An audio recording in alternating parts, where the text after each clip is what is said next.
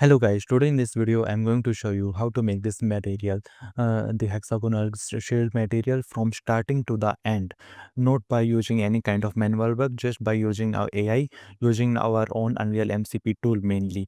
So our Unreal MCP tool will be handling all those things and you don't have to lift your finger, you just have to give it prompt and it will make your this specific material, meant any kind of material you want. So like we will make this material and it will have all the features, mainly if you want to change the shield color, etc., pulsing speed, etc., all those things. Like you will be just making just by prompting it, and in a very few time, like 5 or 6 minutes mainly.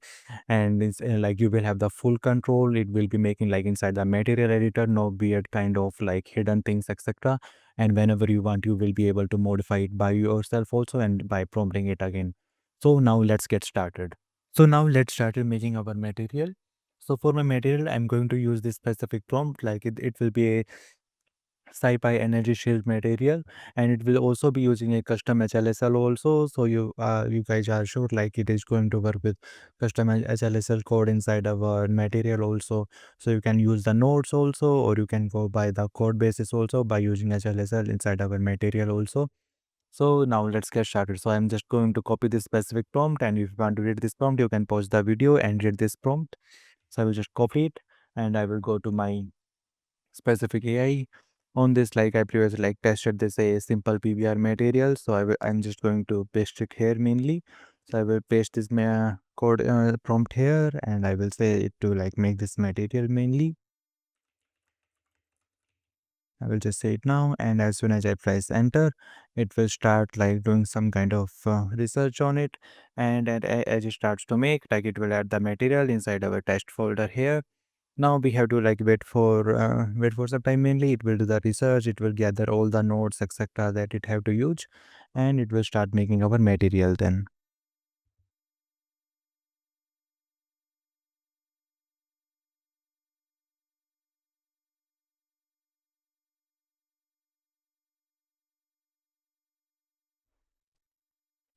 Now like you can see it has started making the specific material with the full graph, etc. Now we can open this up, and now as it start to make this material, it will automatically add the nodes, etc., all those things inside it.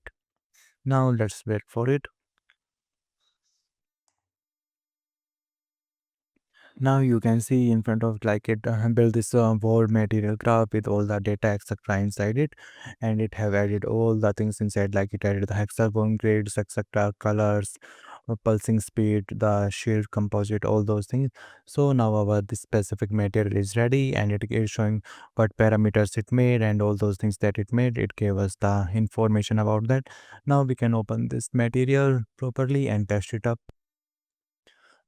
So inside this, we can see how it's working. Now we can add it as a shield. Now you can see this is a kind of like hexagonal shield that it is going, and from the center you can see the shield is going like on the outer sides mainly, and we can like easily play around with it, like there is some MSA intensity or these kind of things. So we'll just click apply on it and go and create a material instance out of it. And once at the material instance, now let's play with this specific thing. So now I edit like that, and we will let's the first test the colors, etc., on this law. I will change the color to something like red something. On the pulsing speed, I will increase the pulsing speed. You can see the pulsing speed got higher. Opacity, we can increase the or reduce the opacity accordingly, and it impacts, and it's also working. And grid scale, how the change of the grid like we want to make.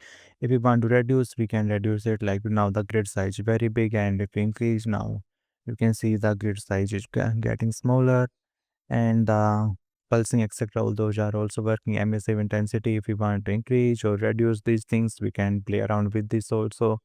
And these hit points also, these are there. I think I'm not fully sure like how it is going to work. Like I have to little bit test it mainly. So I think these are like some kind of UV coordinates, etc., mainly. So whenever like something hits on our mesh or etc., so at that time we can give it a specific hit point, UV, and based on that one, like it will add some kind of this kind of point inside it. And like I will have test it mainly, like how it works at runtime. So if I'm hitting specific thing on this shield, how it is going to work mainly. So now you can see it's working pretty fine. I will let's add a specific mesh inside the world and test it with this one. So I will just quickly add a plane, and on that specific plane I will add this thing. I will go to the details panel, drag and drop this specific thing there, and you can see our shield is here down with us mainly. So yeah, this is how our material works like this mainly.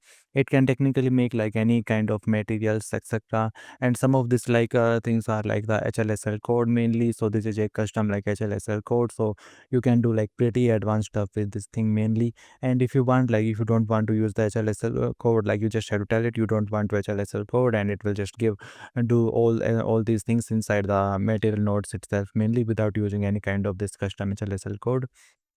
So yeah, this is how it's working. Now I will quickly give you an example of like making a material instance out of it.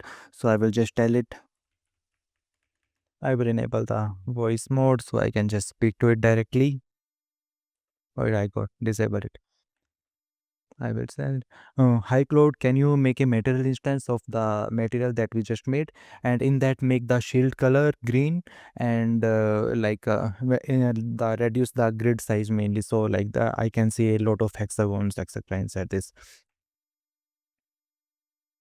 Now I will just press enter, and it will start making the material instance. So you guys can see like it can make a material instance on its own also.